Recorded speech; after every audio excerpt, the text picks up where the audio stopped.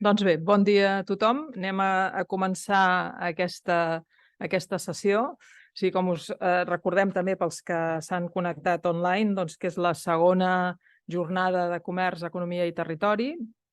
El primer dia, el dia 24, vam estar parlant una mica de societat i comerç i veure una mica el marc conceptual i com els canvis amb els estils de vida i de consum, així com tots els fenòmens que d'alguna manera caracteritzen a les ciutats i també parlant de mobilitat i d'usos dels temps, vam veure una mica les bases conceptuals que poden estar afectant avui dia l'evolució del comerç i de la ciutat, amb apunts tan interessants com que moltes vegades, sent les ciutats el seu origen a l'intercanvi i al comerç, hem girat una mica el concepte basant-nos en que eren centres de producció i després limitant la mobilitat i es van obrir debats interessants al voltant de com hem de gestionar la mobilitat i el creixement de les ciutats. Avui el focus serà debatre una mica al voltant del paper de les administracions. El que sí que haurem d'intentar ser més disciplinats, i també ho aviso pels que ens estan seguint online. Al voltant de les 11:15 farem la pausa cafè, de voltant uns 20 minuts, ja ho anunciarem quan arribem en el moment, però el debat que a la primera jornada vam abusar una mica del temps i va acabar durant camí d'una hora i mitja, haurem de ser més puntuals i al voltant de les dues poder acabar, tot i que les preguntes eren molt interessants. Llavors, ara començarem amb la taula rodona i sí que farem allò que un ponent de l'altre dia ens deia: ostres, no doneu veu al sector privat. Doncs justament ja estava previst. Comencem amb donar veu al sector privat i debatrem quins són els reptes que es presenten davant del sector i una mica què hi podeu fer des de les administracions locals.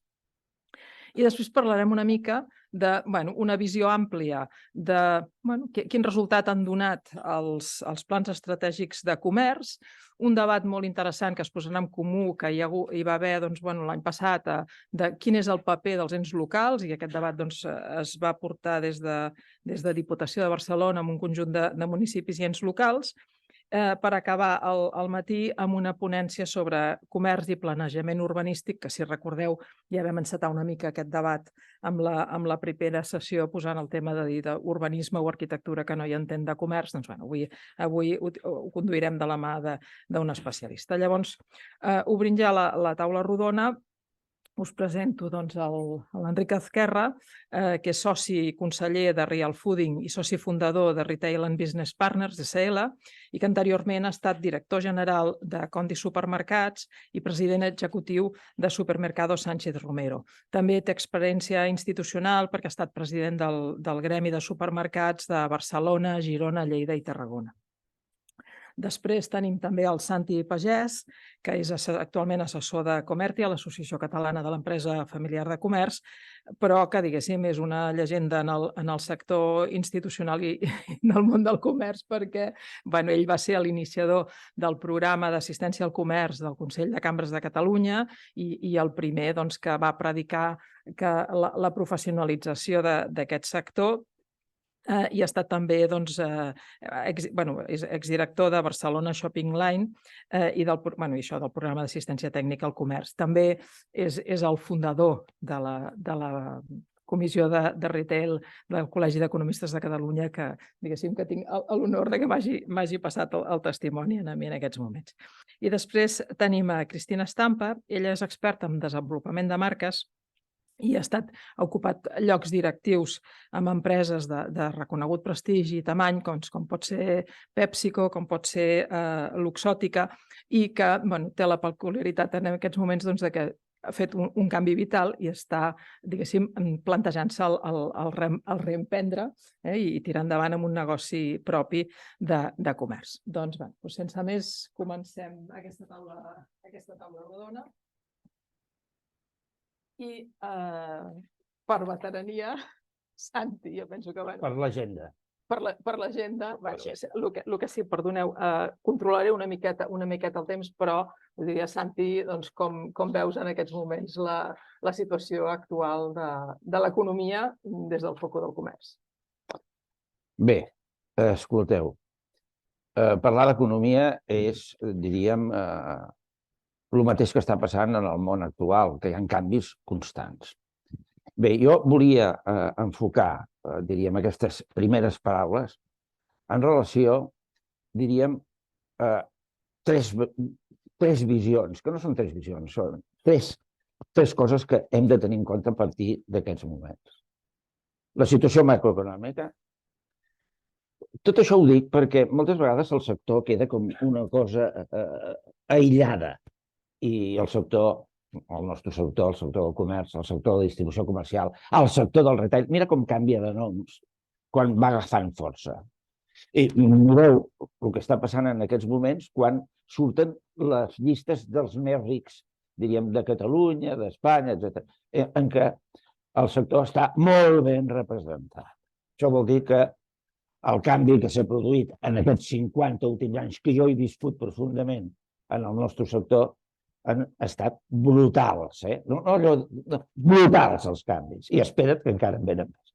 Bé, jo volia enfocar, parlant de situació actual, primer el tema macroeconòmic, després el tema geopolític i després el tema de l'evolució, diríem, de l'actitud del consumidor i, en definitiva, en relació al procés evolutiu que ha sortit al nostre sector. Bé, per exemple, i estic en aquest col·legi, col·legi d'economistes, quan el Santi Pagès diu el consum és la base del creixement econòmic del meu país, evidentment, els economistes se'n tiren damunt. Però s'està demostrant.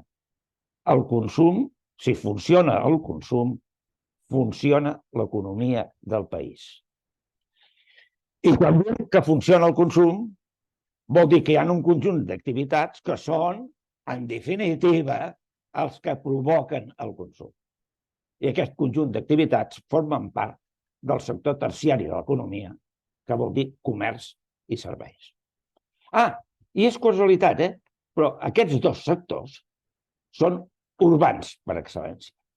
Després veurem en el procés evolutiu com el sector ha fugit de la ciutat i després com tornen a la ciutat. Bé, per tant, per mi aquest és el tema més important.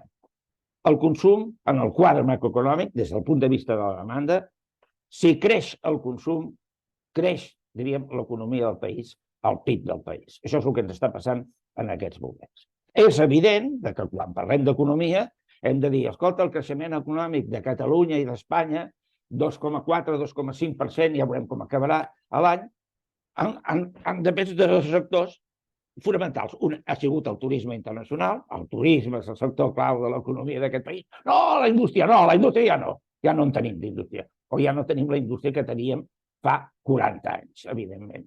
Ara és un altre sector el que domina. En aquest cas, el turisme internacional és, en definitiva, el que ens aporta la renta que abans ens aportava el sector industrial. Per tant, hem compensat un sector amb l'altre. Això no vol dir que no s'hagi d'ordenar. Jo sempre vaig dient que els sectors s'han d'ordenar, i sobretot aquells sectors que estan en el territori, que s'ubiquen en el territori. S'han d'ordenar. Si no s'ordena, el gran es menja el petit. Oi que sí que està passant això? El gran es menja el petit i, en definitiva, diríem, l'urbanisme de la ciutat es modifica i amb aquesta expressió nova que ha sortit fa uns anys de la gentrificació. Bé, per tant, per mi el gran tema està aquí. Quina és la situació econòmica actual? Ja ho sabeu. El problema de la situació econòmica actual ve d'un tema geopolític, d'unes guerres. Escolta'm, que ara en tenim dos, però possiblement segons qui guanyi viure un cop d'estat en aquest país. Bé, potser en tindrem tres. Bé, per tant, vol dir que des del punt de vista geopolític ens ha plantejat un tema importantíssim que és la inflació. Jo ja vaig viure la inflació dels anys 80, però les noves generacions no han viscut un procés inflacionari com hem tingut, diríem, en aquests últims 2 anys. I ja no sé si continuarà o no continuarà. Els economistes diuen, tindríeu que intuir el que passarà. No, jo no intueixo el que passarà. Perquè jo estic convençut que la inflació que hem tingut en el nostre país durant aquest any 2023, que va començar a baixar, fins que arriba el mes de juliol i torna a pujar. m'entens? I el diferencial que teníem amb l'eurozona, vull dir, fa un mes era un diferencial favorable d'un 1%, i ara és al revés, és un diferencial desfavorable de l'1%, perquè els altres han anat baixant i nosaltres a partir del mes de juliol hem començat a pujar. Per tant, la inflació ho canvia. Fixeu-vos que des del punt de vista macroeconòmic, els bancs centrals han començat a pujar els tipus d'interès. Ara, la gran novetat de la setmana passada, i per això la borsa es va recuperar una mica, diríem, què ha passat? Doncs els bancs centrals, tant el Banc Central Europeu com la FED, el banc nord-americà, doncs diuen que sembla que això s'ha acabat, que les pujades 4,5% a Europa i 5,5% als Estats Units s'ha parat. Però tornaran a pujar si la inflació es torna a disparar. I la inflació ho ha canviat. Ha canviat l'actitud del consumidor. Fixeu-vos què és el que ha passat, diríem, en aquest últim any. En aquest últim any, el consumidor, diríem, home, davant d'una inflació, què fas? Doncs davant d'una inflació en què els dipòsits no es remuneraven de la forma que es tenia que remunerar, havent posat els tipus d'interès, l'actitud del consumidor català, espanyol, ha sigut gastar-se els diners. I això ens ha anat bé en el nostre sector. En el nostre sector això ens ha anat bé. Si acompanyem, diríem, aquest gasto dels d'aquí per damunt, i sempre quan parlem de gasto dels d'aquí, parlem d'aquells que poden gastar, perquè el percentatge de gent que ja no pot gastar cada vegada és més important. I hem observat també com el sector alimentari, que anava perdent participació en la despesa comercialitzable, aquest any ha anat pujant. Ha anat pujant i ha anat pujant l'oferta comercial, en definitiva, d'aquest sector. Cada vegada hi ha més botigues dedicades al sector de l'alimentació, perquè el sector de l'alimentació, diríem, està engrandint, diríem, la seva superfície, però engrandint, diríem, el número de productes que té. Vull dir, Deixa-n'hi un trosset per l'Enric. Per tant, aquí hi ha els canvis més importants que hi ha. Bé, llavors, les actituds del consumidor, els canvis que s'estan produint, no venen d'ara, venen del 2014. La crisi del 2007 fins al 2014, la subprime, etc., aquella crisi va fer canviar, diríem, l'actitud del consumidor. I la innovació tecnològica també la va fer canviar. Vam observar ja en aquells moments que això de passejar i anar a comprar, una tendència de molts anys, evidentment, s'havia anat perdent. Per què s'havia anat perdent? Perquè s'havien introduït, diríem, per l'autorització del temps, dos nous components. Un, el culto al cuerpo, que dic jo, culto al cuerpo, fixeu-vos, tothom vol estar maco, tothom... Bueno, no ho sé. I els infarts pujaran perquè el culto al cuerpo acaben amb els runners, els fitness, etc. No sé pas el que passarà, no? I després el tema dels mòbils. El tema dels mòbils i la introducció, diríem, de Netflix, diguem-ho així, de les sèries, etc. Això ha fet que el temps per anar a comprar es reduís considerablement per part d'aquells que van a comprar de veritat, no aquells que van a passejar i, en definitiva, perdre el temps. Per tant, aquí ja es produeix un canvi d'actitud molt important a partir del 2014. És a partir del 2014 quan ja veiem que comencen a quedar-se les botigues buides, a tancar-se botigues. Fixem-nos que ve el procés. I per últim, fixem-nos que a partir d'ara, o a partir del mateix moment, que una plataforma digital, fixeu-vos, una plataforma digital americana, que té la seva seu fiscal a Irlanda o Luxemburgo, m'és igual, que vol dir que aquí no pagarà ni un duro, resulta que aquesta gent, que en aquest any, després de 10 anys d'actuació, en aquest any, és el primer any que diuen que tindran beneficis, quan jo sempre deia i explicava en el seu moment, quan era jove, que l'activitat comercial, quan s'inicia, és d'impacte. I l'impacte inicial és el que fa funcionar, diríem, la resta de temporades d'aquella botiga. Per tant, i fixeu-vos, entre aquests senyors en aquest mercat, se'ls obre les portes perquè puguin implantar la seva plataforma digital, no paguen un duro perquè no tenen beneficis. I si tinguessin beneficis, no rebríem ni 5 cèntims en el nostre país perquè tenen la seu fiscal, diríem, en un altre país. I com que aquesta normativa que Europa tindria que acabar d'una punyetera vegada, resulta que no la canvia, no sé per què, però no la canvia. Bé, per tant, aquest és el procés d'evolució del món del consum, que per mi és brutal. Escolta'm, i aquí està la renta familiar disponible, eh? Aquí està la renta, que si creix o no creix, si es perd poder adquisitiu o no es perd poder adquisitiu. I aquest és, diríem, una discussió important.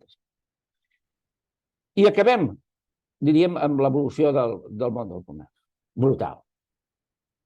Jo, per mi, en aquests últims 50 anys s'han produït canvis espectaculars. D'un sector, que jo sempre deia que és un complement, aquest sector, mira, els que es dediquen a aquest sector, és un complement del sou dins de la unitat familiar. O és diríem, una forma de treballar i viure i obtenir uns ingressos. Això s'ha canviat. Això és un sector empresarial de veritat. I la transformació comença amb els autoserveis, amb els supermercats. Fem a l'hipermercat, bum! La primera vegada que el comerç fot el camp de la ciutat. Tindríem que analitzar per què. Perquè no troba espai.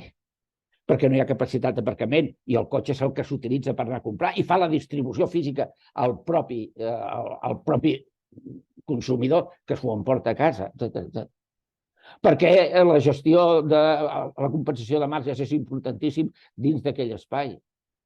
Perquè el pagament a proveïdors està a llarg termini. És un negoci comercial i un negoci financer. I fora de la ciutat. A Catalunya hi posem ordre. Bé o malament, però hi posem ordre. Després venen els grans malls, els grans shopping centers, que d'aquí tindríem que aprendre moltes coses. Per què? Perquè el shopping center és una nova ciutat comercial. Que com que no es pot ordenar l'activitat comercial dins de la ciutat, és difícil, doncs la traiem, aquesta activitat, fora i l'ordenem. Hi haurà unes locomotores, que seran els pols d'atracció. Hi haurà, fixeu-vos, un lloguer diferent, perquè el lloguer, en definitiva, és compartit amb la propietat, en el sentit de dir, aquí hi ha un mínim garantit i el reste, segons com vagi el negoci. Hi haurà una participació, diríem, de tots els operadors, diríem, en les despeses de funcionament i de promoció del seu. Fixeu-vos que quan estem parlant de peus és això, Fa molts anys que es va inventar. Bé, i per tant anem avançant amb els killers, etc., els outlets, etc., fins que arriba, diríem, el nou comerç de proximitat. Quin és el nou comerç de proximitat? El clic, el de la plataforma digital. Fixeu-vos que quan estem parlant tantes vegades del comerç de proximitat, la proximitat avui dia és el clic. Santi, És el clic. Deixem un momentet aquí. No has acabat l'aportació, però donem una mica de joc als altres ponents. Enric, com veus en aquests moments la situació econòmica des del punt de vista ja de tota l'empresa? Per completar. El Santi Pagès ha comentat moltes coses i, per tant, diguem, ja més enllà del que ell ha comentat o per afegir quelcom, em quedo amb dues coses. És a dir, evidentment, totes aquestes incerteses a nivell geopolític, a nivell polític, a nivell de les expectatives sobre l'impacte de les mesures del proper pròxim govern i suposat pròxim govern, tenen un impacte clar a comerç. Quan es baixa, doncs, la realitat de pimes i de comerç.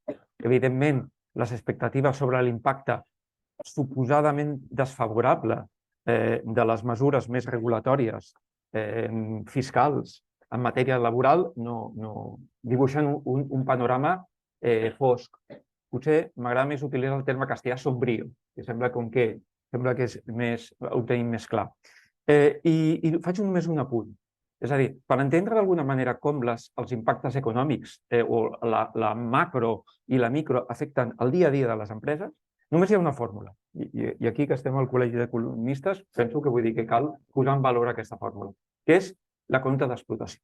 És a dir, per veure una mica com impacten les coses i la rellevància que tenen, només cal veure la compta d'explotació d'una indústria. En aquest cas, aportava un detall, perquè penso que aleshores hi ha molta demagògia sobre els marges comercials i sobre la inflació i quina part d'impacte tenen aquestes actituds de creixement amb els marges i res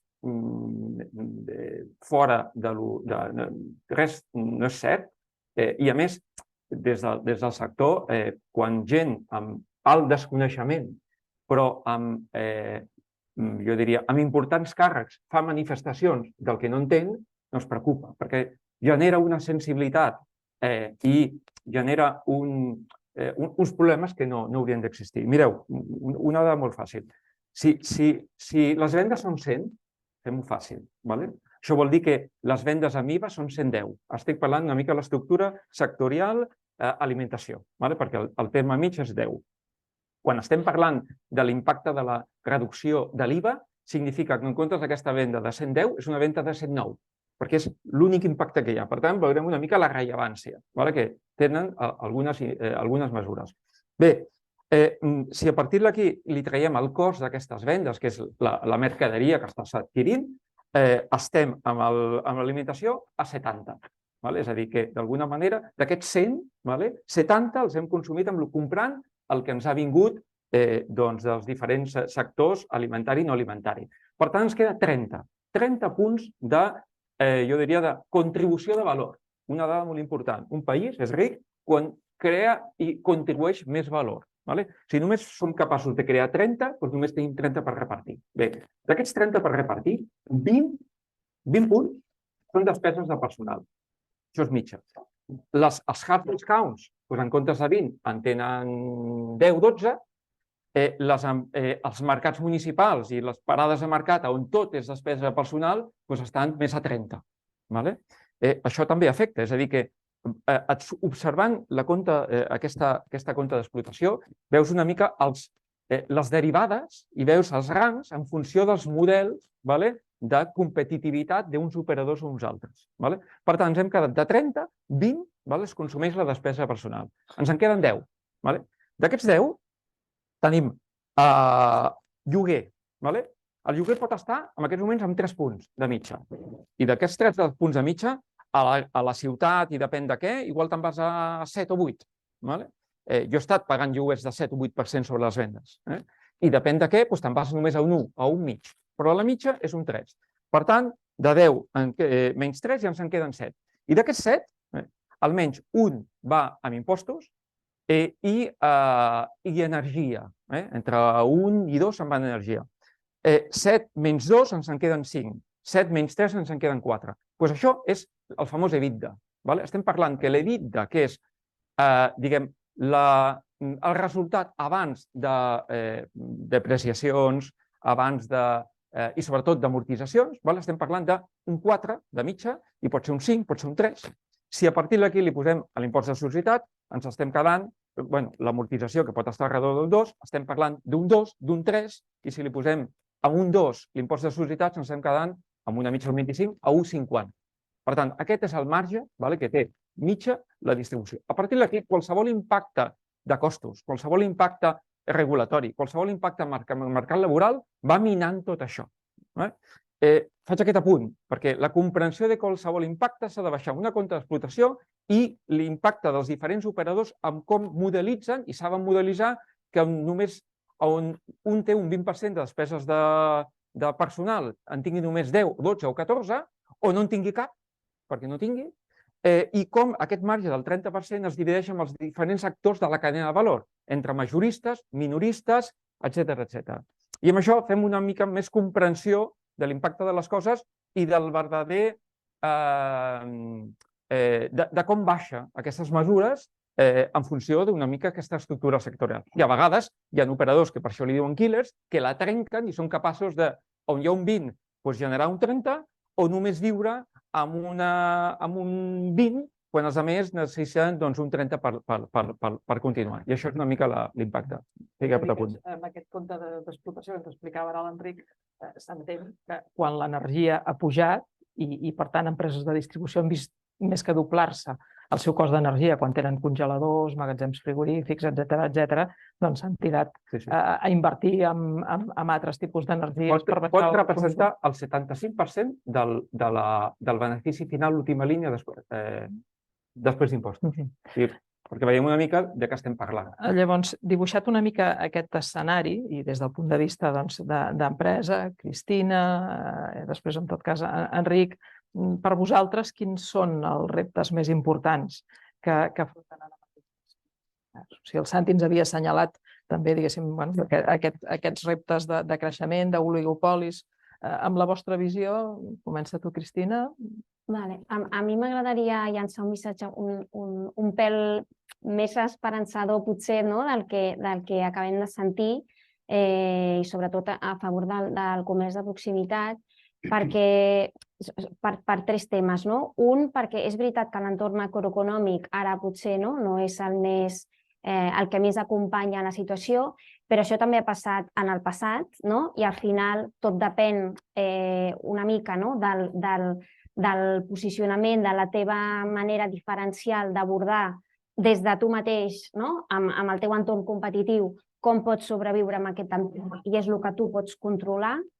Dos, perquè la digitalització, és veritat, que deia el Santi, que ara tot està a cop de clic, però també hem vist molts casos de moltes startups que han començat a nivell digital i després han vist que clarament necessiten un model híbrid i s'han anat a obrir botigues físiques perquè al final, que és la tercera pota, el consumidor el que vol és té la relació amb la marca i vol tenir-la des de tots els canals i necessita aquest model omnicanal híbrid, necessita el contacte humà, i això també postpandèmia s'ha vist, que aquest model 100% digital no funciona i que necessita també aquest tracte humà personalitzat del comerç de proximitat.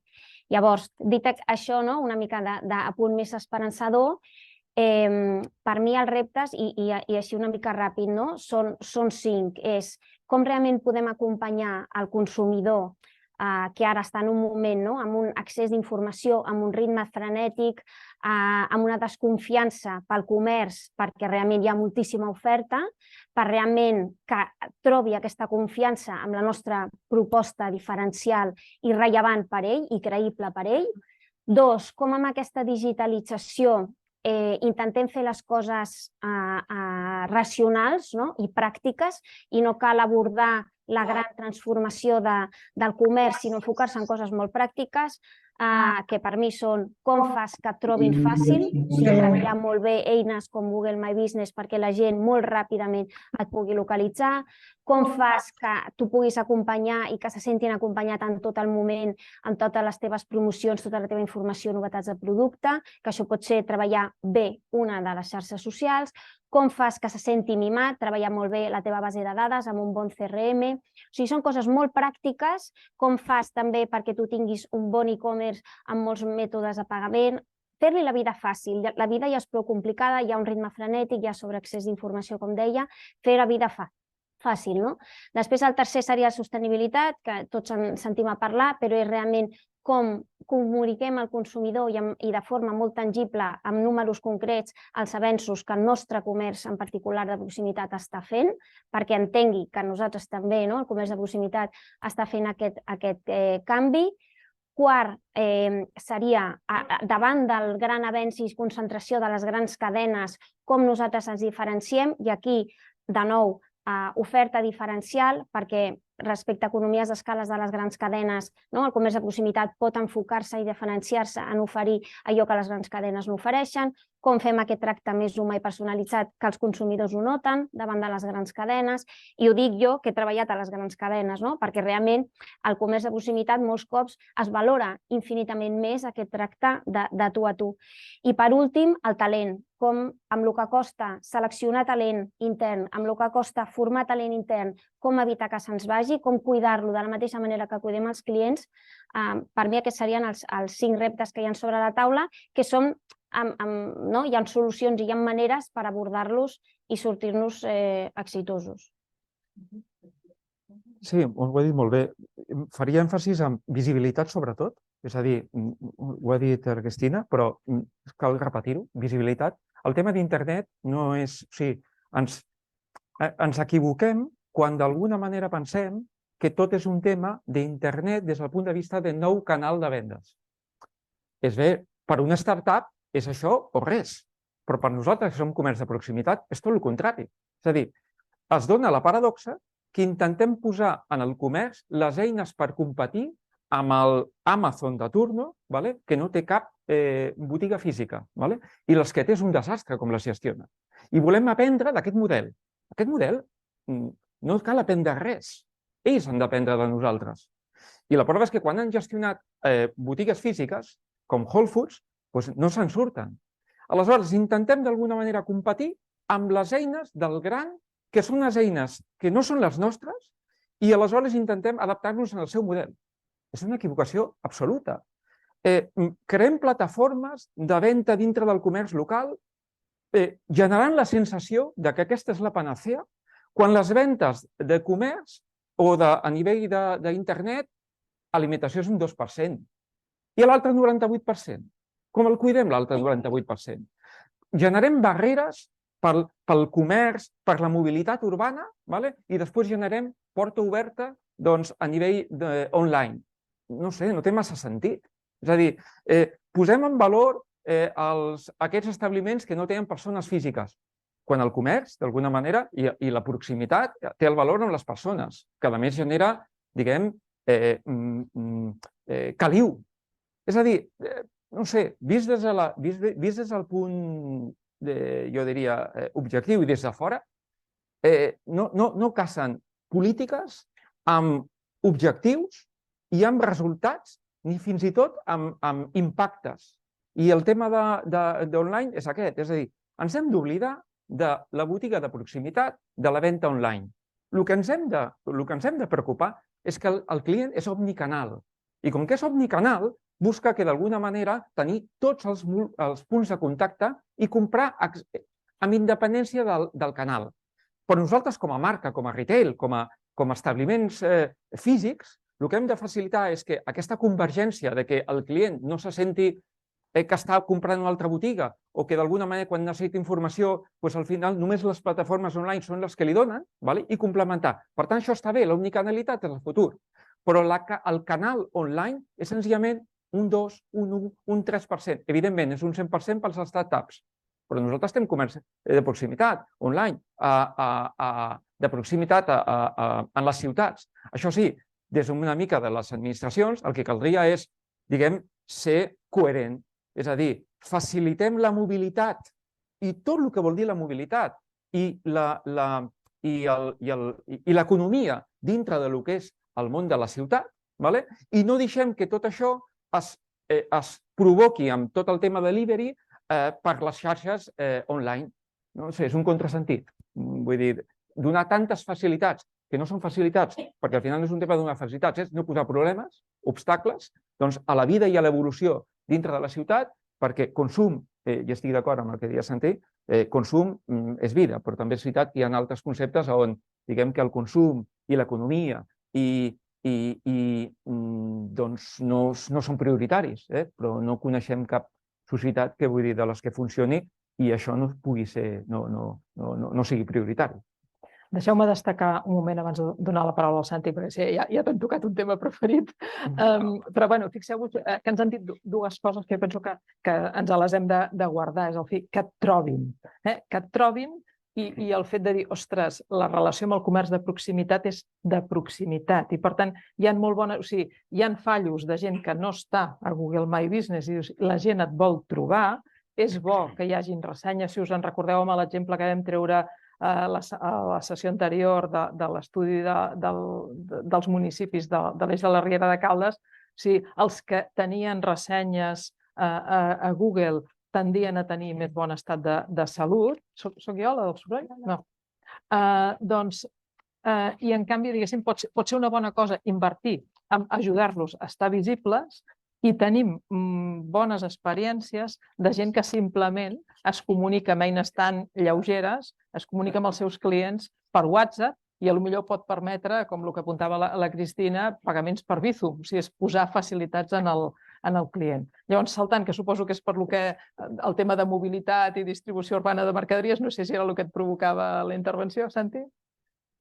A mi em provoquen molt les intervencions. És a dir, a veure, jo he intentat enfocar el tema dient, escolta, el consum, i això pot sotmetre a discussió, en aquests moments és la base del creixement econòmic del país. Punto. I qui està darrere del consum? Tot és un conjunt d'activitats econòmiques terciàries que han fet un procés evolutiu brutal en els últims 50 anys. Ells són els que s'emporten la major part de l'ocupació del país. El creixement d'ocupació ve a través d'aquest sector. Bé, però el nostre sector està en un procés de canvi permanent. Ho ha estat en aquests últims 50 anys, amb la introducció del comerç perifèric o periurbà, que ha fet reaccionar en el comerç urbà. Sempre quan hi ha un procés d'acció, ve un procés de reacció. I en aquest cas, el comerç urbà ha reaccionat sempre. Illes de vianants, galeries comercials, etc. Ara podríem dir que són zones de pacificació. Cuidado, que aquí entrarem en conflicte. Zones de pacificació. Ara bé, jo vull veure l'actitud del consumidor. Un consumidor que ha canviat, que utilitza el temps lliure per fer altres coses. I llavors, què passa? Dintre de la ciutat, dintre de l'urbanisme, dintre del comerç urbà, hi ha el comerç, això que diem de proximitat, que a mi no m'agrada aquesta expressió, digues, comerç de barri, què hi ha en el teu barri, però analitza en el teu barri quin tipus de població hi ha, quina edat té la població. A Catalunya acaben de sortir les dades, diríem, del cens. Ara ja són 8 milions i pico d'habitants, dels quals pràcticament el 18% són nouvinguts en els últims 20 anys. El nivell d'edat és importantíssim. En el meu grup només som 400.000, més de 80 anys. En el meu grup només som 400.000. Però en el grup que ve dels 40 als 59 anys és el grup més numerós, el més important. I hem de veure com actua aquesta gent. Com compra? Què vol fer? Jo no ho sé. Hem d'averiguar-ho. I llavors tenim el món del comerç, que es té que adaptar constantment als nous canvis. Ell ha parlat, i ho ha parlat molt bé, de la compte d'explotació. Cuidado que la Montero, que és la ministra d'Hisenda, ara ja no et parla del benefici, sinó et parla del benefici comptable, de la EBITDA corresponent, perquè a veure si paguen aquells que tenen que pagar el que tindrien que pagar. Bé, i els canvis venen per aquí. El procés de com ens adaptem al canvi. Les marques, és evident. Vull dir, si ets una empresa amb projecció de creixement, o tens una marca, diríem, en el mercat, no tens element de diferenciació. Per tant, tens que tenir element de diferenciació. I a mi el problema que està, dic, escolta'm, aquells botiguers autònoms, etc., quin futur tenen? Quin futur tenen? Teniu en compte, i això es va dir en el Congrés d'ECO, com tu molt bé saps, diríem que la nova normativa, des que hi ha la directiva de serveis, ens han enviat a prendre ben tots els processos d'ordenació. Bé, però en aquest Congrés d'ECO, com que la nova norma és pagar a 30 dies, que volen imposar a Europa, ja veurem si podrem fer-ho, això suposa una aportació de capital de 150.000 milions, diríem, de les empreses en el sector per poder fer front a aquest tema. el finançament del circulant, que és el més important que hi ha en el món de la distribució. Jo en el seu dia vaig introduir el tema de comprar, vendre, cobrar i pagar. Ara és comprar i pagar. O en molts casos, que segons com ho facis, a fora és abans de comprar ja tens que pagar. Per tant, aquí hi ha un increment de capital per part dels negocis importants. Bé, jo crec que el procés d'adaptació és important. I ara anem al tema de l'ordenació. És a dir, Catalunya va poder ordenar l'activitat comercial quan van sorgir els primers hipermercats i quan van sorgir els centres comercials. Vam ordenar-ho. Veu malament, però es va ordenar. I teníem competència exclusiva en matèria de comerç interior per fer promoció i per fer ordenació.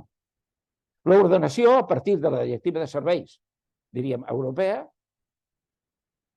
ja no funciona. I com no funciona per la directiva de serveis, i no funciona perquè quan fas alguna norma va al Tribunal Constitucional perquè el govern de torn te'l porta en el Tribunal Constitucional i la teva norma queda esbotzada. Ja no parlem de l'Estatut d'Autonomia, i queda esbotzada. Per tant, jo que soc partidari de l'ordenació de l'activitat comercial en el territori, i algun dia tindríem que parlar si l'ordenació ha de ser municipal, estem parlant de municipis petits, o ha de ser comarcal. Jo seria partidari. Sí, ja per centrar ens queden 7 minuts de taula rodona. Sí, des de la vostra experiència institucional, i si un cas per donar... Fes un trago d'aigua, Santi. No, però és que anava a dir... Digues una cosa. Per uns, l'ordenació és posar puertes al camp. Ho dic en castellà perquè és així. Per altra, l'ordenació és per mantenir una estructura pròpia de país. Punta. I aquests són els dos conceptes. No, ordenar no es pot ordenar perquè això... Deixeu que les libres fuertes del mercat actuïn. El meu pare ja ho deia. Quan actua el mercat, t'elimina. Punto. Per tant, aquest és el gran tema. Hem d'ordenar l'activitat comercial? Clar que sí, que l'hem d'ordenar. És difícil? No. Podem equivocar-nos? Sí. Però cal ordenar-ho. Doncs des d'aquesta experiència, aquesta visió, Enric, què creus que hi poden fer amb la teva experiència empresarial els ens locals? Al final la jornada, diguéssim, està adreçada a ens locals. Des d'aquest punt de vista d'ordenació o d'eficiència de processos. Sempre m'han preguntat aquestes preguntes perquè jo sempre m'he mogut entre Barcelona i Madrid. I porto 25 anys movent entre Barcelona i Madrid. He estat com a 20 anys com a director general i 5 com a considerat com una empresa forta a Catalunya i he estat 5 anys amb la meva pròpia empresa a Madrid i per tant com l'empresa més premium d'Espanya. Aleshores, jo faig un apunt, però jo diria que hi ha un punt, és que el que necessitem les empreses és que davant tenir uns interlocutors que on l'eficàcia i l'eficiència siguin uns elements, d'alguna manera, que modelin la seva actuació. És a dir, el que busques és la mateixa, és a dir, les respostes ràpides i bé, que és el mateix que buscaries quan tens un problema amb Telefònica, quan tens un problema amb Endesa o quan tens un problema amb no sé qui. És a dir, aquest és el repte que busques com un proveïdor de serveis, que és l'administració, quan d'alguna manera necessites. Aleshores, jo diria que i aquesta és una, no? És a dir, temps, quan demanes un permís, quan tens un determinat problema, quan a partir d'aquí es prenen decisions que afecten la mobilitat. Jo crec que d'alguna manera això és el que intentaries esperar. Què és el que esperaries d'un ens privat que actués amb eficàcia? I la segona és que hi ha un punt on entendre que si el consum és d'alguna manera una de les primeres eines, junt amb el turisme, de millora i d'evolució del que és el país, que d'alguna manera aquelles empreses o aquells agents que estan darrere d'aquesta activitat, no dic que siguin prioritaris, però que estiguin al mateix nivell de qualsevol altre dels elements que s'actua. És a dir, que no ens sentim secundaris. Perquè tu, com que ets empresa, perquè tu ets comerciant, quedes en un segon o un tercer nivell respecte a altres agents que també tenen la seva importància i no dic que tinguin que tenir-ne menys, però m'agradaria que estéssim al mateix nivell, tinguéssim la mateixa qualitat, ¿vale? I això és el que demano. Jo crec que aquestes, no dic que siguin diferències, però que aquests són elements que entre un municipi, i ara anem, perquè els municipis poden haver-hi de molt, entre un municipi que cuida aquestes formes i té aquesta perspectiva i un altre que no el té, doncs les avantatges són enormes i el progrés és enorme en un cas o en un altre. Ens quedem amb aquesta visió del Santi de dir alerta, és necessari ordenar, o sigui, el tema de l'ordenació a escala, diguéssim, autonòmica municipal com a eina per aturar aquestes d'alguna manera agressions a la competència i aquesta visió de la necessitat que l'administració tingui la mentalitat de proveïdor, en alguns punts és proveïdor de servei per donar les condicions que les empreses puguin funcionar amb l'exigència i la velocitat que funciona al mercat. Per últim, Cristina, amb la teva experiència, o sigui, tu estàs en aquests moments amb un projecte venint això de crear marques de gran empresa, estàs en un moment de reemprendre. Algun consell pels serveis d'emprenedoria o alguna reflexió des d'aquest punt on estàs ara que pugui ser d'utilitat per les administracions locals? Sí, jo estic en aquests moments amb Reempresa, que coneixeu, que posa a l'abast d'empreses que, si no, perquè no mori el teixit empresarial, que es puguin cedir o traspassar a altres persones que tinguin ganes d'emprendre. Jo d'aquest programa només tinc lluances i que crec que és un programa molt positiu. Per mi, com a oportunitat, realment seria donar-ho molt més a conèixer, perquè crec que primer, gent que ve potser de grans empreses, de grans corporacions, ja li costa fer el pas a l'emprenedoria pel risc que té al final, deixar una gran marca, una gran entitat darrere i posar-se pel seu compte. Crec que el fet de reemprendre, que està estudiat, que al final té més possibilitats d'èxits, menys riscos, perquè al final són empreses que ja tenen un fons de comerç i que ja porten un temps funcionant i que al final l'únic que traspassa és la propietat, seria molt important, perquè al final jo, entre els meus cercles, que potser 80% són de grans corporacions, quan ho explico, tothom obre els ulls i tothom diu que interessant, no ho coneixia, i realment crec que es podrien fer molts més esforços a nivell de comunicació per donar-ho a conèixer, i després crear més comunitat també entre la gent que està emprenent o reemprenent, perquè al final la soledat de l'emprenedor o del reemprenedor i poder compartir des dels municipis o des de les diferents localitats amb altra gent que està en la mateixa situació, a part dels programes de formació i d'iniciatives que ja existeixen per part de l'administració, crec que seria molt potent i ajudaria molt a la gent que, com jo, es planteja aquest canvi. Jo voldria destacar una mica, perquè no sé si ho interpreto bé, però vull dir que és un col·lectiu, el que representa la Cristina, vull dir, aquí la Cristina està com una mica com a símbol de gent que, havent estat això amb grans corporacions, es planteja un canvi vital. D'alguna manera, que és un tema que té a veure amb valors, que té a veure amb qualitat de vida, entenc. Sí, per mi és més per un tema de valors, perquè al final, jo he estat treballant 25 anys, una mica com l'Enric, a grandíssimes corporacions, on al final m'he adonat compte que he arribat a el que volia ser el meu somni, que era dirigir un departament de màrqueting, d'innovació i digital, amb comitès de direcció, però que és veritat que a nivell d'escala de valors hi ha moltes maneres de fer, de contribuir a l'economia, que jo no comparteixo, perquè al final estàs deixant-te la vida i la pell per uns accionistes que estan a milers de quilòmetres i que fan créixer les empreses i l'economia d'una forma que no és sostenible, des del meu punt de vista. Llavors jo penso que des del comerç de proximitat, al revés, tu pots fer i contribuir a un creixement que és molt més real, molt més sostenible i sostingut i cuidant a les persones i a l'entorn d'una forma molt més humana, si es pot dir. Llavors, per això el meu canvi vital.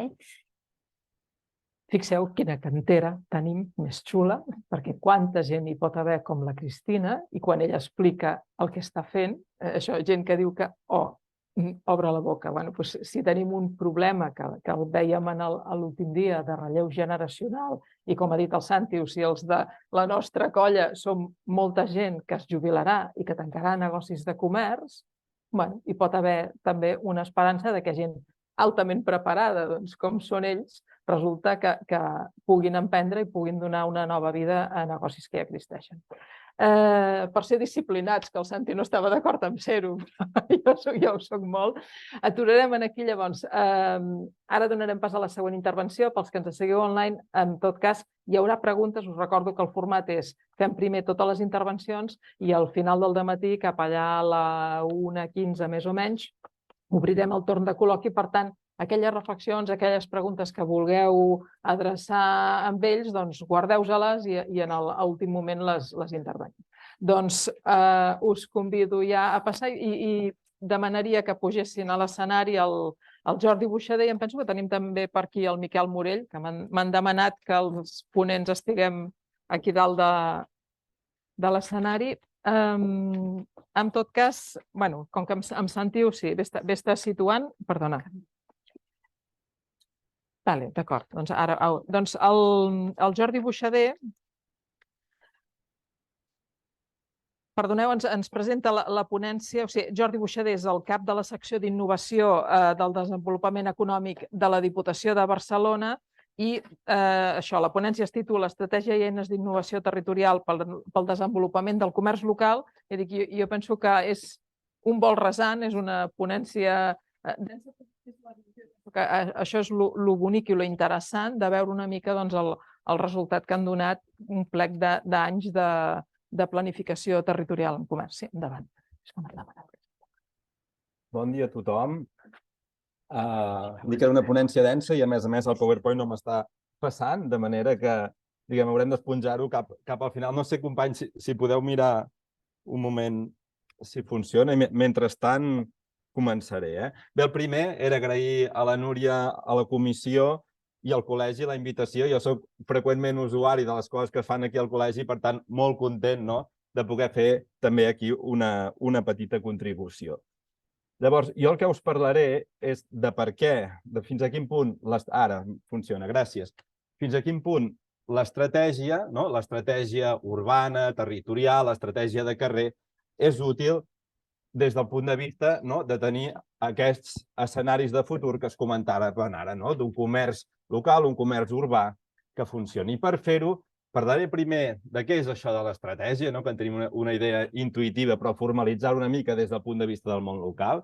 Després entraré una mica a fons amb això que deia la Núria, d'aquestes planificacions estratègiques que de fet han format part de les metodologies del desenvolupament local des dels seus orígens.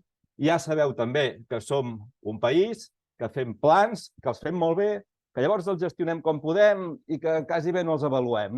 I per tant em volia fixar amb aquest pas de la planificació a l'acció com un punt crític per fer que les coses passin davant d'aquestes dificultats que s'han anunciat anteriorment.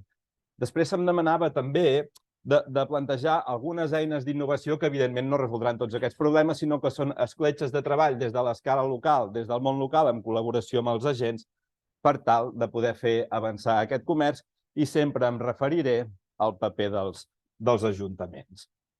Començo demanant-vos si coneixeu aquesta imatge, si sabeu on és això. Alguns sí, alguns no ho entretindrem gaire. Bé, això és el barri del Rec d'Igualada. La imatge de l'esquerra és de finals del segle XVIII i la de la dreta és d'ara, de principis del segle XXI. Què té de singular això? Aquesta continuïtat. Teniu un clúster d'unes 30 empreses localitzades al voltant del barri del Rec. Perquè això passi, penseu que ha sigut un procés simple, espontani, amb continuïtats, sense ruptures? No. Només si mirem el que ha passat els últims anys, a finals dels 90, aquesta indústria de la pell és una indústria bastant bruta, contaminant, i per tant es necessitava netejar les aigües que es tiraven al rec per poder continuar amb aquesta indústria.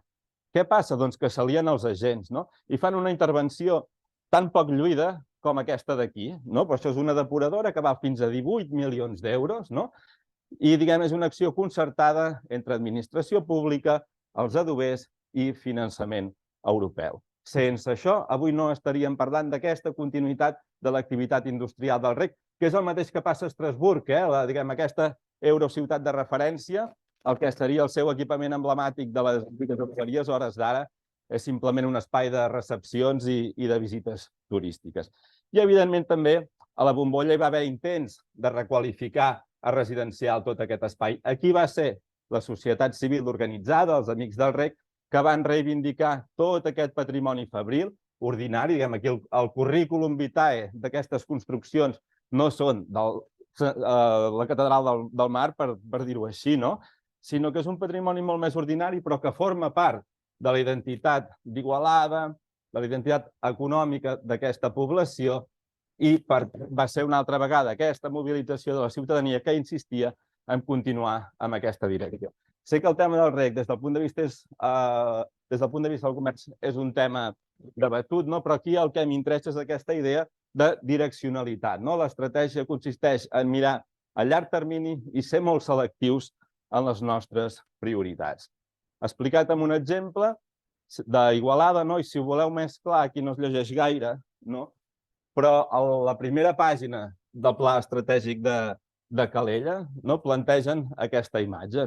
Comencen des del punt de vista de les activitats econòmiques parlant d'una Calella que és sobretot agrària, després que es dedica al comerç d'ultramar, amb el tren creix la indústria, aquelles vídues alemanyes que arriben a Calella després de la Segona Guerra Mundial, amb contactes a Alemanya, comencen a impulsar el turisme, l'arribada d'autocars, i ara es pregunten quin és el far de Calella, d'aquesta capital comercial i turística de l'Alt Maresme. Per tant, com a imatge de què és una estratègia, és molt clar. Si ho fem des d'un punt de vista més ordenat, més sistemàtic, seria una estratègia, primer, fer una bona diagnosi, per dir-ho així, tenir capacitat d'analitzar la realitat que ens envolta, després d'imaginar com ha de ser el futur. Els francesos parlen de futuribles, en el sentit de futurs possibles. Doncs aquest seria el següent pas. I ja ho he dit, això seria, fins aquí seria la reflexió, el pensament estratègic, la qüestió és fer que les coses passin. Per tant, hauríem de procurar, quan fem una estratègia, que això es tradueixi a sobre els carrers, a sobre les places, a dins dels establiments, sobretot. Per tant, el que farem a partir d'ara és anar per passos. Primer començarem per la part de diagnosi, que ja s'ha exposat bastant en aquestes jornades d'aquest matí. Jo hi donaré un matís més territorial, com se'm demanava. Fixeu-vos, si aquí arribés un extraterrestre, un marcià, que en deia abans quan érem petits, i sobrevolés els teixits residencials de Catalunya, amb què es trobaria? Doncs es trobaria que la meitat del país està en àrees que en diem de ciutat-jardí. Això són xalets, adossats, cases emparellades, amb aquesta molt baixa densitat. Després també hi ha un urbà tradicional, el que podrien ser els Manreses, els Targues, les Seus, que funcionen, raonablement bé pel comerç. Tenim també les ordenacions tancades, d'Eixample i els barris vells, que són una mica duals des del punt de vista del comerç. És a dir, si el barri vell el tenim bé, el comerç hi funciona. Però si hi ha dinàmiques d'aquestes de dificultat social, de rehabilitació urbana, etc., això ja no passa tant. De fet, acaba de sortir l'estadística del cens, s'està parlant d'un 10,7% de pisos buits a Catalunya, molt probablement la majoria siguin en nuclis antics. I llavors també tenim aquesta categoria de les ordenacions obertes. Això és tant el que serien els blocs, els edificis alts dels Bellvitge, els polígons, les cases barates, etc. També són les edificacions de Salou, per tant, vinculades al turisme, i també són aquests nous desenvolupaments de Sant Joan d'Espí, per entendre's, d'aquests blocs de pisos, però que no tenen la continuïtat de carrer. I els habitatges en filera, que és una altra categoria, serien el que veiem a Sant Quirze, a Sant Celoni, on el que mana és, l'alineació del vial. Veieu que això, des del punt de vista del comerç, clar, la ciutat-jardí, per falta de densitat, per dependència del cotxe, funciona més malament amb el comerç. I, en canvi, aquestes ordenacions més denses, més de barri, més urbanes, com li vulguem dir, funcionen millor. Això, és més o menys ciència coneguda. Ara el que vull fer és que ho veiem. Si estem aquí, aquest marcià que passaria, aquí diria, què veurà més? Si observa els teixits residencials, veurà més això d'aquí a l'esquerra. Us sonen aquests territoris? Els identifiqueu? Ja avanço que aquests serien per superfície, no? El marcià veu sobre tota aquesta superfície i on veu els formiguers, on viu la gent, serien més aquestes imatges. No els identifiqueu clarament, però en canvi us resulten familiars. Per què? Perquè estan generats amb un motoret d'intel·ligència artificial, d'aquests que els hi poses les paraules clau i et retorna això. Què m'interessa d'això? Les capacitats de la intel·ligència artificial, no, que surten molt de pressa. O sigui, poses aquestes paraules i et surt això. Què vol dir? Que el patró és bastant clar, no? I que tenim aquests dos tipus de ciutat on el comerç es comporta bastant diferent, no? Aquí moltes vegades l'haurem d'anar a buscar en grans contenidors, àrees especialitzades, outlets, etc. I en canvi aquí tenim trama d'aquesta ciutat de serveis, fins i tot industrial, no?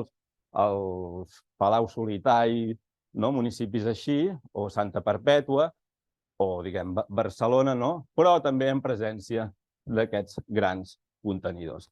Per tant, aquesta seria una mica la diagnosi, no? Tenim molt territori de molta dispersió urbana, amb molta dependència del cotxe, que d'alguna manera competeix amb el comerç urbà i ja sabeu que, a més, sobre tot això s'hi sobreposa tota la qüestió de la digitalització. Això en quant a la diagnosi, no? I ara el que voldria fer és que intentem fer aquesta projecció cap al futur. És a dir, quines imatges considerem que són satisfactòries, possibles, desitjables, imatges de la ciutat que funcionin bé amb el comerç. I per fer-ho, el que fem és no tirar de la intel·ligència artificial com aquestes imatges, sinó de la intel·ligència col·lectiva. A la província de Barcelona, s'haurien de fer els de Catalunya, el que passa que no els tenim encara tan ben inventariats. Hem començat pels de la província. S'han fet des del 88, que s'aprova el primer pla estratègic d'una ciutat, poble, municipi de Catalunya, que és a Castellterçol. Des de llavors s'han fet uns 200 plans estratègics. Com que estem amb gent de comerç i sabem que això de la planificació estratègica comercial és important, fixeu-vos en aquest gràfic. La planificació estratègica sorgeix en un moment que la planificació urbanística tradicional, més de caràcter físic, semblava que perdia influència social. En part com a reacció, en part per voluntat de seguir pensant en la ciutat, el que havia de passar a llarg termini, es fan els plans estratègics. Hi ha una etapa de creixement ràpid, però ara tornaríem a aquests moments que comentava abans el Santi, de fins a quin punt la crisi del 2008 és bloquejant en molts sentits, i els ajuntaments ens quedem d'alguna manera noquejats, ens veiem fins i tot incapaços de planificar. I llavors veiem que hi ha un estancament d'aquests plans estratègics de turisme, de comerç, urbans, territorials, etc. I no serà fins al 2017 que assistirem, utilitzant el símil del cicle de vida del producte, fent que un pla estratègic sigui un producte, doncs que assistirem al que nosaltres en diem un rejoveniment d'aquesta figura. Que per què passa aquest rejoveniment? D'una banda, els plans estratègics s'hibriden. És a dir, si un pla estratègic és un pla que és indicatiu, a 10 anys vista, que parla de tot, per dir-ho així, que és integral i que és participat, veiem que les agendes urbanes, les agendes 2030, la carta del paisatge del Lluçanès, això, més enllà del nom, tot seria el mateix. Tots serien aquests plans estratègics urbans i territorials. I rellançament també perquè les administracions locals hi tornen a apostar. I des de l'oficina sempre diem, ostres, sí que han sortit dubtes, però si els ajuntaments els fan servir és que els consideren útils. Per tant, el pla estratègic com una eina necessària, d'aquelles que s'han de tenir, si vols, com el pressupost, perquè la principal crítica als plans estratègics és que no s'executen. Però, diguem, ningú no discuteix el pressupost de l'Ajuntament perquè la liquidació no sigui igual al que s'ha pressupostat. Doncs fent aquest símil, aquest exercici que dèiem abans de saber on som, on volem anar i com transformem, seguim pensant que és igual de necessari, no nosaltres, sinó, diríem, el món local a la llum de les dades. Si utilitzem aquests plans estratègics com a font, podem fer un recorregut des de l'any 88 fins ara, de quines han estat les grans prioritats del món local que ens serveixin per dir com pot ser aquest escenari de futur. Si agafem tot de línies estratègiques prioritàries, quins haurien de ser els aspectes clau d'aquests escenaris de futur. El primer que diuen els ajuntaments, per ordre d'importància, doncs que posen l'accent en tota la qüestió aquesta d'aquí baix. de la regeneració urbana, l'espai públic i els equipaments. Aquesta seria la primera prioritat. La segona, bastant a prop, són totes aquestes economies molt vinculades al lloc, al comerç, al turisme i la cultura. La tercera gran prioritat és la formació, no? I si no, ens hauríem de preocupar.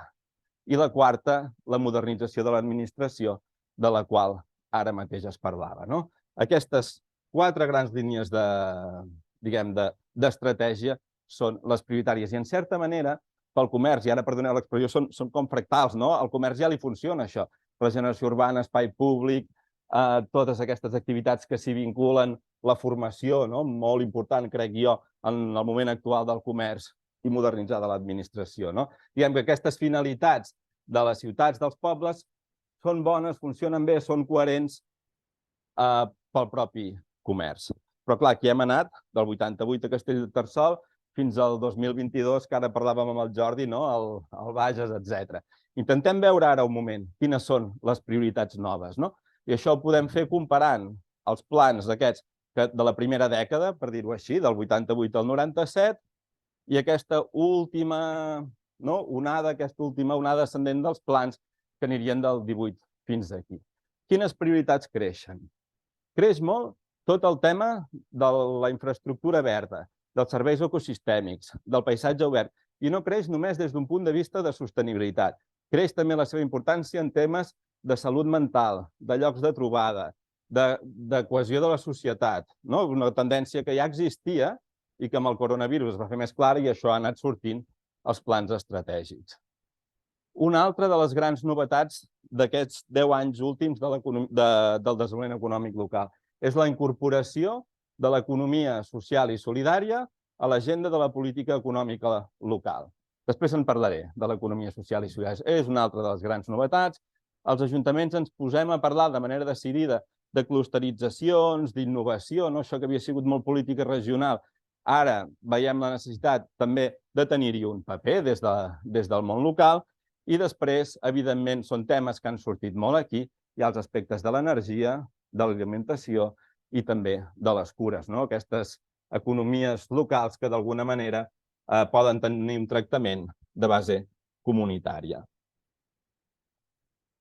Per tant, aquestes serien les últimes tendències expressades per les poblacions a través dels plans estratègics buidades per humans. Això sí, l'altre és més fil la intel·ligència artificial. Això ho vam buidar nosaltres, però vam intentar fer-ho amb el màxim de rigor. Llavors, si agafem les paraules clau de regeneració urbana, carrers, economies comunitàries, aquestes últimes, i l'economia social, què ens genera? Quina imatge ens surt, això, tornant a utilitzar aquests motorets d'intel·ligència artificial? Bé, ens genera una imatge així, no? Si ara us pregunto, ens agrada això? Jo diria que sí, no veig que ningú estigui... T'agrada des d'un punt de vista també les coses s'han de poder fer, no? Diguem, això seria un model bastant satisfactori, diguem-ho així, de funcionament comercial, que quines característiques té? No és difícil denunciar-les, no? Això és una ciutat bastant compacta des del punt de vista formal. És, a més, una ciutat cohesionada. Aquí no hi ha gran segregació, no? Això no és aquella ciutat jardí estesa, no és aquell... Ara anava a dir, si agaféssim això, les urbanitzacions amb dèficits urbanístics, només amb els carrers que hi ha aquestes urbanitzacions, podem sortir del Delta de l'Ebre, arribar a Portbou i tornar a baixar. Tot això són carrers que algú haurà d'arreglar, prioritàriament els ajuntaments, i aquí no estem veient això. És una ciutat cohesionada, amb gent diversa, i és una ciutat complexa, des del punt de vista que admet diferents funcions. Per tant, compacta formalment, cohesionada des del punt de vista social i complexa des del punt de vista de l'activitat, sobretot aquesta complexitat, he dit 3 Cs, la quarta C seria la del comerç. És a dir, si això ens agrada, aquí el comerç hi és imprescindible. És el primer element que aporta funcionalitat en el sentit que sigui diversa, és el primer ocupador de l'economia urbana i, a més, també té un efecte cohesionador. Ara bé, per tenir això hem d'evitar aquests desenvolupaments urbanístics que abans ja s'han comentat, que d'alguna manera competeixen amb el comerç urbà. Sí, diguem, per tant, important des del punt de vista de la projecció futura aquestes 4 Cs, de la complexitat, de la cohesió, de la compacitat i del paper que amb tot això ha de tenir el comerç. Si això més o menys ens serveix com a escenari de referència, ara sí que podríem passar a explicar això, no? Algunes línies d'actuació per tal de passar de la planificació a les actuacions concretes. Clar, que tu puguis aplicar un pla, una estratègia, una visió, de què depèn? Doncs depèn, no? Sempre hi ha aspectes crítics que són molt importants en tot, no? Depèn dels agents, depèn del pressupost, depèn dels models. Clar, jo no sabia si posar primer els agents o el pressupost, perquè recordo que a la trobada estatal d'agendes urbanes que es va fer havien convidat l'Albert Puigvert, el gerent dels líders d'Arca, de les associacions de desenvolupament rural. I bueno, jo d'aquestes taules ja n'he fet moltes. I podríem començar a parlar dels calés primer, no? Perquè si no anem fent estrès, si no tenim els mitjans. He tingut sort perquè he arribat aquí, el Jordi m'ha dit els agents són molt importants en tot això, no? Doncs, bueno, tenim els agents i el pressupost aquí igualats i d'alguna manera sí que, per fer la metàfora, els agents vindrien a ser la caixa negra del desenvolupament, allò que fa que l'avió voli encara que no tenim gaire clar com funciona. Però sabem que si desentrellem aquesta caixa negra expliquem bastant bé la trajectòria dels territoris. Des del punt de vista del comerç, jo diria, en relació a d'altres àmbits de la promoció econòmica, jo crec que aquí no ho tenim pas molt malament. Tenim uns agents que estan bastant organitzats, bastant ben organitzats, podríem dir. Són uns agents que estan prou ben alineats amb el que seria l'estratègia de desenvolupament del municipi, el que pensa l'alcalde, per dir-ho així, el que voldria l'associació de comerciants, no sol ser tan diferent. Altra cosa és com es fan les coses, que llavors entrem en una dimensió que a vegades es complica, després en parlaré. I a més, els ajuntaments tenim bastanta capacitat d'interlocutar amb aquestes associacions, amb aquests gremis. No ens queden tan lluny com d'altres sectors econòmics. Per tant, aquesta seria una nota positiva. Estic parlant d'agents locals, no us vull pas fer trampes descartant d'altres tipus d'agents. També és veritat que si parlem amb ajuntaments del Maresme en termes de planificació estratègica, clar, ells sempre diuen, és que no puc parlar amb la Renfe, que és una mica a vegades el que ens passa també amb el comerç, que amb determinats operadors no hi tenim aquesta interlocució. Però jo m'estava referint més aviat als agents locals. Parlem ara un moment del pressupost. Aquí teniu 3 imatges que són bastant representatives dels pressupostos municipals. Hi ha 3 grans situacions, esquemàticament. La primera és la dels ajuntaments rics, però que tampoc no són tant. Tenen una capacitat de despesa al voltant dels 1.800 euros per càpita, els que menys d'uns 700, i el terme mitjà seria aquest 1.250. Això no és gaire. Sabeu que les administracions locals només gasten el 12% de la despesa total de les administracions. Qualsevol proposta homologable, i afegiria que moderna de federalisme fiscal, hauria d'arribar, ja no al 25%, però al 20% ben bé. Per tant, pocs recursos. Una llei d'hisendes locals que des de l'any 89 pràcticament no s'ha tocat. I pensem ara, no només l'últim any, la de coses que s'han enxufat, per dir-ho així, a gestionar els ajuntaments sense donar-los més recursos. Qui controla l'aigua de les piscines? Qui es preocupa de les franges d'urbanització? Clar, tot això són diners que estem traient de polítiques que tenen competència, com el comerç, sense donar-hi més diners. Per tant, aquí tenim un altre problema.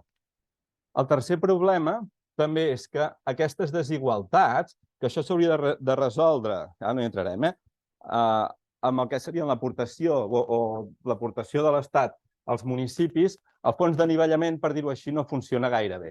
I els que són pobres en el sentit que no tenen gaires diners i a més tenen problemes d'esllenguiment comercial, com Sant Feliu de Codines, que té una travessera urbana allà al mig, que en podríem dir una cicatriu, entra en uns espirals que sense tenir més recursos li és molt difícil de revertir. És a dir, per passar la carretera aquella, la 245, per convertir aquell tros de Castelldefels i tot això de carretera, tipus això a carrer, han calgut 40 milions d'euros. Clar, Sant Feliu de Codines, si té tants, vull dir, no té pas tants habitants com ni de tros per poder arribar a aquestes quantitats. Per tant, diguem, aquí, amb els diners, sí que tenim, diguem, limitacions fortes, també és veritat que hi ha casos en què es fan apostes clares pel comerç. Aquí seria Vic. Ascó, clar, Ascó té les nuclears, no? Aquí té un 10.000 i aquí arriba a 73 euros per càpita en despesa de comerç. L'avantatge que tenim és que no són gaires diners, són 100 milions d'euros a la província de Barcelona, 100 milions d'euros cada any que es gasten en comerç, però que pràcticament els posa tots la pròpia administració local. És a dir, la Generalitat posa més diners, però van sobretot al sector. Aquestes polítiques d'ordenació comercial, d'estratègia comercial, són molt de fons propis dels ajuntaments i això els dona autonomia per poder intervenir. He parlat dels agents, he parlat dels pressupostos i també hi ha una altra cosa que ha anat flotant aquí, que és tota aquesta qüestió dels models subjacents. Un tipus de digitalització i d'altres fenòmens socials, en què jo estaria d'acord que el peix gran es menja el petit. La inflació afecta els comerços. I per posar un exemple d'aquests imaginaris de per què a vegades hi ha coses que, malgrat dependre de nosaltres, no acabem de trobar les palanques adequades per funcionar, si ara us pregunto, què creieu? Que a Catalunya hi ha més piscines o comerços? Allò que us deia, que sigui la mà els que diguin piscines, per dir-ho així. Una piscina. Els altres diríeu comerços, sí? I dels dos que heu dit piscines, pensaríeu que són el doble de piscines que de comerços o més o menys igual? Doncs ho hem mirat, passat i repassat i som al paradís de les piscines. Hi ha 100.000 botigues i hi ha 200.000 piscines a Catalunya. I això té a veure amb aquests models subjacents. Com pot ser que Castellnou de Bages és aquí? No per caprici, sinó perquè Castellnou de Bages és el poble que més creix de les comarques centrals. I ens el vam trobar, per dir-ho així, fent unes anàlisis de despoblament. Doncs què passa? Que Castellnou de Bages creix molt més en piscines que no pas en establiments. I quan dic que és el que creix més, ho dic des del punt de vista de l'habitatge. Lliçà potser és el cas més conegut. Begur. És que he hagut de fer servir la taula perquè a vegades em lio, allò, o m'ho he d'apuntar, perquè són 1.800 piscines, 68 establiments comercials. I Begur, Castellnou són petits, però Sant Cugat, 5.000 piscines, 1.000 establiments. Aquests models subjacents, això són coses que, diguem, des de la política pública, de generació de béns públics, no haurien de poder passar. Tenim 730 municipis que tenen més piscines que establiments, amb aquesta relació que deia de 200.000 piscines contra 100.000 establiments. Això passa perquè sí, no us posava això abans, de la ideologia clorofil, això és de l'any 69, i diguem, el Mario Gaviria, aquest filòsof que ha tractat molt temes urbans, diu que, malgrat que això està creixent, malgrat que això són operacions que s'estan fent des del sector financer i immobiliari, tenen grans dificultats perquè les ames de casa, que són, diguem, les destinatàries principals de la publicitat, segueixen preferint les àrees urbanes de vida intensa, de complejidad, variedad funcional, escaparates i animació. Vol dir que això també, aquí també hi ha el mercat a darrere. Tot això no passa perquè si no són només decisions individuals. Jo estaria molt d'acord amb el que ha sortit abans i el que diu el Joan Francesc Valls. No és que el comerç sigui menys competitiu, menys innovador, és que competeix amb una regulació diferent, amb uns horaris laborals diferents, amb unes polítiques fiscals diferents i amb unes polítiques d'aparcament diferents. I, per tant, diguem, tot això són factors que limiten el comerç i, d'alguna manera, això sí que és feina de les administracions públiques, almenys d'equiparar el tipus de relació. Això serien els models, una mica la diagnosi d'aquests aspectes crítics, i ara entraria en un parell d'eines d'innovació. D'eines d'innovació que tenen molt a veure amb com gestionem el territori i a veure que tampoc... O sigui, que són importants perquè es poden posar en marxa des dels ajuntaments, però que tampoc no poden resoldre el problema del tot. Jo crec que amb el comerç el tema de la formació, de la digitalització i de l'organització són fonamentals. Aquests jo m'hi referiré menys, perquè em dedicaré més als temes territorials, no? Dit això. I si fos tan fàcil ja no estaríem aquí fent aquesta jornada, estaríem a fora celebrant els èxits. Llavors, la primera estratègia és aquesta que n'hem dit clústers de paisatge. Si mirem els plans estratègics, aquell buidat d'estratègies que he presentat abans en forma d'aspes, un 4,30% de les estratègies estan dedicades a prioritats del comerç i de la restauració. Un 4,30. Tampoc no és tan poc, si ho posem en termes relatius, però podria ser més. Llavors, si mirem els casos de referència, els casos que han tingut èxit, què han afegit amb aquest comerç i restauració? Aquí teniu un primer cas, que hi afegeix la producció local. Això ja sé que és conegut, és vincular la producció local al comerç. Aquí té la gràcia que, diguem, aquests que fan ganivets no és només un producte alimentari, que a vegades l'equació aquesta d'alimentació-comerç és més senzilla, també estaria bé que explotem aquest tipus de manufactura, de producció industrial que està localitzada als territoris i que hi té molta importància, en el cas de Solsona. I tu vas per aquí al carrer Castell i trobes moltes botigues que tenen ganivets pallarès i és fins i tot un senyal d'identitat de Solsona. No convenceràs a cap solsoní que el ganivet pallarès no és el millor del món, per dir-ho així. Però això està bé, més enllà de l'anècdota, això el que fa és proximitat, ampliar cadenes de valor, cadenes de proveïdors a dins del propi territori, i és un gest que no costa tant, que jo penso que les promocions econòmiques sí que ens hi podríem dedicar més, per dir-ho d'alguna manera. Per tant, vinculació del comerç amb la producció local, més enllà de l'alimentació. Segon, aquest és un cas espectacular perquè és un cas de referència al món. Quan el Mago Pop decideix comprar el Victòria, no ho fa per la caixa del Victòria. Ho fa també per la història del paral·lel, per la història del teatre, pel patrimoni urbà que és aquesta avinguda. Això li aporta un valor que motiva una inversió que acabarà revertint en els establiments del costat. Per tant, el paisatge i el patrimoni com una cosa molt vinculada també a l'èxit comercial. Tercer exemple, ha sortit el tema del turisme. Ara hi ha un gran debat aquí a Catalunya sobre el turisme. Algunes de les línies noves apunten que aprenguem a utilitzar el turisme des d'un punt de vista dels beneficis, de la satisfacció que pugui proporcionar a la població local. Que no sigui només, diguem, un flux econòmic que genera moltes externalitats, sinó que aprenguem a dir, ostres, per què ens serveix el turisme? Jo si porto autocars o si porto autocaravanes, puc fer que aquestes autocaravanes paguin ni que sigui un preu simbòlic i aquest preu el torno en forma d'etiquets perquè vagin al comerç local, per dir alguna cosa? Aquest seria el gest, que el turisme satisfaci en primer lloc les necessitats locals, això que es diu turisme regeneratiu. Això és un poble de Gal·les que té 2.000 habitants, 30 llibreries i rep 500.000 habitants cada any, 500.000 turistes cada any amb una fira. Per tant, és un cas que s'apropa a això, a satisfer necessitats locals a través del turisme i no ser només receptor o que els costos de congestió no superin els beneficis, per dir-ho així. Un altre gest, i n'he de fer 6, és el quart.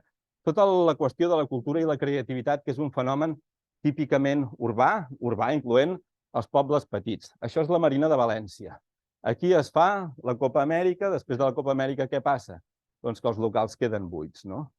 I l'Ajuntament de València s'ha d'inventar una estratègia per la recuperació ciutadana, per l'activació econòmica del port de València. El primer, si tu tens un espai atractiu com és el front marítim, porta-hi la gent a caminar. Llavors també, vinculat al comerç, als esdeveniments que participa el comerç, hi ha aquesta qüestió d'utilitzar els esdeveniments, les festes, la cultura popular, per moure fluxos de gent. Això és quan porten les bandes al port i fan concerts per la gent que viu a aquests barris. I el Ramon Marrades, que era el director de Marina de València, m'explicava, diu, hi havia converses de gent dient que contenta que estic d'haver vingut per primera vegada al meu port.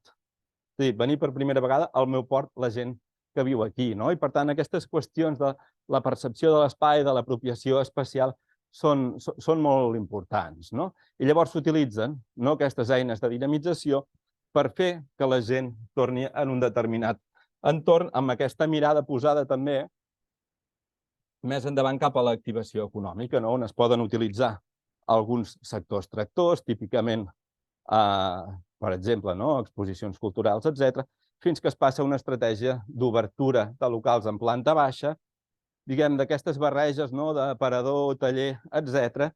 Lo important és que aquí es fa sense oblidar-se dels que hi eren, que això també és molt típic. Fem una operació de reconversió urbana, posem els nous però ens oblidem els vells. I la creativitat, si és tal, sempre surt de la barreja, i per tant és bo mantenir els vells. Aquí també amb el Ramon li va anar una periodista i diu, ostres, us han quedat molt bé els barcos posats aquí per la imatge el dia d'inauguració. No, és que els barcos ja hi eren. I per tant el paisatge té aquesta qüestió, que el paisatge sempre hi és, però s'ha de percebre, s'ha de valorar i s'ha de tractar bé. Aquesta és una altra qüestió que vinculada al comerç pot ajudar a la seva dinamització. Aquí potser el cas més conegut, cas estrella, diria jo, a nivell internacional, regeneració urbana, espai públic, equipaments, la campanya Barcelona posa't guap, és un tractament de bellesa, per tant, típicament de paisatge, d'envelliment urbà.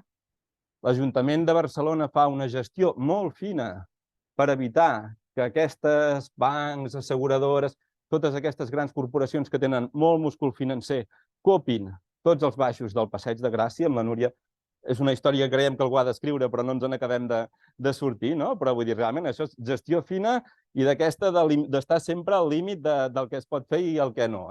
I, evidentment, els mercats, els equipaments. Ja sabeu que el Pasqual Maragall deia que hi havia dues coses que diferenciaven Barcelona als ulls del món. La primera, la Guàrdia Urbana muntada, i la segona, els mercats. I realment amb això ens hi hem posat i és un dels èxits de la política comercial. I acabo l'última estratègia d'aquests casos d'èxit amb el que seria aquesta relació que dèiem abans del paisatge obert amb el paisatge urbà. És a dir, hauríem de deixar de pensar que el paisatge és una cosa que només és verd, que només és als afores, i fer-lo entrar a dins del que seria el comerç, la població, la promoció econòmica, fins i tot amb operacions de brandificació forta, com seria el cas aquest de la Provença, que tenen molt comerç vinculat a aquesta imatge, a aquestes produccions. Això pot quedar lluny, però a la Segarra es fa molt safrà, i si mirem els botànics de L'Oreal, que entretenim una estona, el safrà surt entre els 4 primers. Vol dir que alguna cosa potser es pot fer, A la Vall del Gès fan els taps per moltes empreses d'aquestes de cosmètica de luxe, per dir-ho així. Bueno, això jo crec que no ho sabem prou o no ho hem treballat prou. Per tant, del que es tracta no és de passar d'aquest tractament molt sectorial del comerç i la restauració a aquests clústers de paisatge, a generar aquesta envolvent que ens donarà molta més energia, que ens generarà moltes més complicitats i que ens permet d'alguna manera aixecar el diàleg només vinculat al comerç. Ara passaré a la segona estratègia.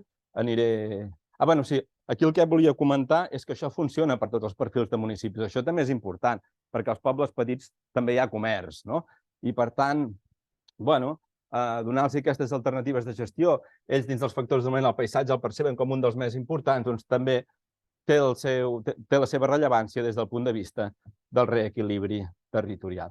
De fet, nosaltres estem començant a repensar tot això de les infraestructures del desenvolupament econòmic perquè n'estan sortint moltes, Coworkings, si tenim les plantes baixes a vegades buides, els locals buits en parlareu la setmana que ve, voleu dir que algunes agències de promoció econòmica no podrien anar a planta baixa, almenys mentre allò ningú no ho demana, per no anar generant aquesta extensió de persianes tancades. Doncs dins d'aquest moviment de repensar les infraestructures podria passar que el paisatge sigui cada vegada més una infraestructura de desenvolupament local, perquè si pensem, per exemple, a l'Alt Berguedà, tu tens la C16, allò et dona accessibilitat, però les activitats econòmiques de l'Alt Berguedà les fan molt vinculades al paisatge, siguin les produccions locals, aquestes de caràcter agrari, ramader, el propi turisme, el comerç, La carretera no tinc tan clar jo que sigui la infraestructura d'aquelles activitats humanes, si ens agafem a la definició del diccionari de què vol dir una infraestructura, que és allò que sustenta l'activitat. Probablement el paisatge també ho està fent, mentre que la infraestructura que ens hi hem dedicat molt et porta a la gent, però l'activitat es genera perquè tens aquest paisatge singular, aquest caràcter que fins i tot pot transitar en aquesta economia de l'atenció, en aquestes xarxes socials, i per tant hi pots vincular al comerç. Això ho deixo aquí, no m'hi pararé. La segona qüestió és la de l'economia social i solidària. Aquesta és una qüestió bastant nova en la seva relació amb el comerç. És a dir, de fa 2 anys cap aquí hem anat veient moltes reflexions del propi sector de l'economia social i solidària. Estem parlant d'entre un 2 i un 4% del producte interior. Això encara no ho sabem, l'INE està fent el compte satèl·lit, però bueno, posem-li el 2 o el 4, vol dir que tampoc no és tan petit, però l'economia social i solidària, que seria en aquell conjunt de pràctiques econòmiques que tenen forma de cooperativa, d'associacions sense ànim de lucre però amb activitat econòmica, els centres especials de treball, que generen, per exemple, molts productes d'aquests que es venen a botigues, els bancs del temps, etc. Tot això conforma un conjunt que ara cada vegada s'està associant més i que està reclamant una aliança amb el comerç local. De fet, fa 10 dies o així vam fer un balanç del que havien estat 10 anys de política econòmica local d'economia social i solidària, i el tercer punt que ens sortia era acostar l'economia social i solidària al comerç de proximitat. Això a l'opinió dels ajuntaments de la xarxa de municipis d'economia social i solidària, que són 60. Però si anem als documents més del sector, com si diguéssim de la Federació de Cooperatives, de la xarxa d'economia solidària, també hi estan fent molt èmfasi amb tot això. I quina relació es pot establir? Home, és una relació bastant de complementarietat, perquè l'economia social, ara no vull entrar en discussions ètiques, però ells diuen nosaltres tenim aquest tipus d'activitat per guanyar-nos a la vida, per satisfer dignament les nostres necessitats, funcionem de manera democràtica i paren molt l'atenció en actuar en relació amb el seu territori, d'una manera responsable, per dir-ho així. I això vol dir que participen d'activitats de carrer, de dinamitzar el seu entorn de moltes maneres, i això és el que porta fent el comerç des de fa molt temps. Per tant, l'actuació conjunta dels dos sectors segurament pot generar uns efectes multiplicadors. Fins i tot passa que a vegades amb el comerç hi ha aquesta sensació d'un comerç envellit. Això és bastant diferent amb l'economia social. És un sector que s'ha rejuvenit molt, que ja no, això també ho hem mirat, ja no ve tant de l'aturat, sinó de gent que vol emprendre un projecte de vida i ho fa en formes d'economia social. Fixeu-vos fins i tot que ha circulat això. El Congrés avala una llei per incloure l'economia social als bars de l'Espanya buida. Bé, té el seu sentit, un poble petit allò és un espai ben bé de socialització. Si allò no hi és, quasi bé no hi haurà poble. I per tant, aquesta equiparació podria traduir-se en com tractem fiscalment el comerç i l'economia social, en què passa amb la formació, etc., amb l'accés a ajuts. Vol dir que hi ha un cert recorregut per fer, perquè fins i tot s'ha formulat en termes bastant sistemàtics. I el que ens permetria, per tant, és això, és aquesta actuació conjunta de comerç i economia social en aquesta dinamització de l'entorn. Passo ja a les conclusions, em queden uns 8 minuts, que potser no els gastaré.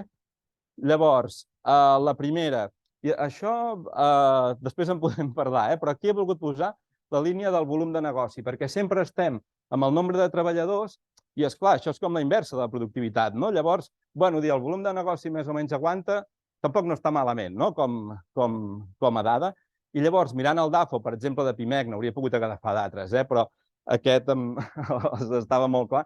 Tot el que hi ha marcat en vermell són qüestions vinculades a temes territorials, a temes urbanístics, a temes de gestió de l'espai. Per tant, això que estem parlant avui és una qüestió important. Una part de la viabilitat futura del comerç dependrà que fem bon urbanisme, bones estratègies de paisatge, de densitat, d'intensitat, de densitat, per donar futur al comerç. Què ens convindria? Si haguéssim de fer un esquema molt ràpid, això que dèiem dels plans estratègics, un pla és uns objectius amb uns mitjans que ja estan assignats. Podem tenir el pla o no tenir-lo, però el que sí que hem de tenir clar són els objectius i els recursos. També hem de generar dinàmiques de cooperació entre els actors i mirant els plans estratègics sempre ens havíem descuidat això. Hem de generar una narrativa que arribi a la ciutadania favorable al comerç i una narrativa que sigui comprensible, no? Què genera el comerç en termes de cohesió social, en termes de lleure, en termes de seguretat? Això que, diguem, aquí tothom té clar, jo no tinc tan clar que estigui tan sistematitzat des del punt de vista del missatge a la ciutadania. Això cap a la ciutadania. I llavors també hi ha les narratives cap a dalt. Sabeu que s'ha parlat molt aquests últims anys de les missions de la Mazzucato, que era allò orientar l'actuació dels agents en una determinada direcció que es considerava molt prioritària, on sota una determinada idea tothom pogués cooperar. Per posar un exemple, hem parlat de la Catalunya de les 200.000 piscines, però hi ha una narrativa possible a Catalunya del comerç, per posar un exemple, que seria aquesta, la Catalunya de les 100.000 botigues. Després, si voleu, traiem el que hem de treure i fem les maneres que hem de fer, però això compleix molt la idea aquesta de la Mazzucato, de dir això involucra tothom, involucra els de la formació, involucra els urbanistes, involucra el sector. I, a més, li podem donar una fita clara. Si ens posem com a fita, hem d'aguantar 100.000 botigues, doncs tothom ha de remar cap aquí. Hi ha d'altres qüestions que no l'admeten tan clarament, aquesta fita, però com que el comerç al final són botigues, des del punt de vista de les metodologies de la planificació, aquesta sembla una qüestió bastant pràctica i que es pot arribar a posar sobre la taula. D'altres narratives ja ho sabeu, això que he dit de la ciutat de les 4 Cs, compacta, complexa, cohesionada i comercial, o a vegades quan es parla de la ciutat de 15 minuts, tot i que per mi no acaba de treballar gaire bé, també integraria bastant aquesta funció comercial de la ciutat. Però les narratives, al món d'avui, diu el Harari i tanta gent, són molt importants, per tant, no ens les hauríem de descuidar. Ara us demano perdó un minut, que és dir, el model urbà i tot plegat als ajuntaments hauria de ser molt més transversal. Clar, per dir això, no calia haver començat, però és que al final arribes una mica a aquesta conclusió. Per tant, diem això i fem això. Els de comerç voldríem això i els urbanistes també, però a la vegada planifiquem això. És complicat i després sort que hi ha el Miquel que ens il·lustrarà més amb totes aquestes dinàmiques i contradiccions. I per acabar, per no acabar amb la transversalitat, perquè s'ha dit molt, només 5 missatges. Parlem molt de lideratge, de governança. Aquí al final és modernitzar l'administració local. És a dir, els operadors aquests que parlàvem abans anticiparan molt més decisions perquè gestionen molt millor les dades. Doncs amb això ja ho estem començant a fer, però ens hi hauríem de posar més. Tan bon punt s'aprovi la llei de territori, hem de revisar POMs què passa amb aquestes urbanitzacions del costat dels pobles, per dir alguna cosa. Hi ha experiències de posar el paisatge a la normativa dels plans urbanístics. Doncs això és modernitzar l'administració local, que és com una cosa que es demanava fa molt poca estona. L'altre és això, hem de veure què és important i què no. Una estratègia és ser molt selectius, concentrar molt els esforços. Jo crec que la rehabilitació urbana vinculada amb el comerç, la transició energètica, la formació, tot això són qüestions essencials, per dir-ho així. Llavors també avui al matí hem anat veient que hi havia un seguit de fenòmens socials, com l'economia social, en el seu moment els coworkings, que d'alguna manera, en un moment del temps, agafen embranzida. Doncs també està bé que el comerç generi aquestes aliances. Com que tot això ha de ser, diguem, multiactor i amb molta força, aprofitar les onades emergents val bastant la pena. I llavors també ens ha passat als ajuntaments, en totes aquestes qüestions de la promoció econòmica, que moltes vegades hem anat molt a oferta. De formar la gent, oferta de cursos. Estem indústria, polígon industrial. Mirant massa poc la demanda. Hauríem d'aprendre més a estudiar bé què és necessitat, què és demanda, i a la vegada, per exemple, tenim 3.500 milions d'euros en potencial de compra pública. Això són molts diners, amb totes les dificultats jurídiques i el que vulgueu, però bé hauríem de ser capaços que això tingués més impacte sobre el comerç local, o si els comerciants demanen digitalització, hem de ser capaços de servir més eines d'aquest tipus, o sistemes de pagament que puguin reforçar la demanda. I l'últim aspecte seria que moltes polítiques d'aquestes necessiten cooperació intermunicipal, però no hem de pensar sempre que la cooperació s'ha de donar amb el municipi del costat, a la comarca, o seguint el riu o la riera, de Caldes, del Tenes, del que sigui. Molts projectes que tenen fons, que baixen fons i que són innovadors es produeixen entre municipis que no són limítrofes, que tenen les mateixes problemàtiques, que tenen les mateixes intencions estratègiques i, per tant, diguem, aquí també hi ha un camí per recórrer que s'ha fet servir molt poc i això serà també l'objecte del que explicarà l'Encarna després de l'esmorzar. Per tant, gràcies i ho deixo aquí.